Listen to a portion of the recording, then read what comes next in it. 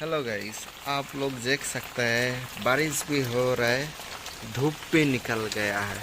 आप लोग देख सकते हैं अभी बारिश हो रहा है, इसलिए बाहर भी नहीं जा सकता है। देखिए, सुबह से बारिश हो रहा है, अभी भी बारिश भी हो रहा है। एक तरफ धूप है, एक तरफ बारिश है। आप लोग देख सकते हैं। आप लोग को थोड़ा देखा देता है। आप लोग देखिए, देख सकते हैं। আপনারা দেখতে পাচ্ছেন একদিকে প্রচণ্ড পরিমাণ রোদ, অন্যদিকে বর্ষা। এটা আমাদের গ্রামের ভাষায় বলে মুরব্বীরা খেক শিয়ালে বিয়ে হচ্ছে। দেখো আমার দেখা যাচ্ছে, দেখি।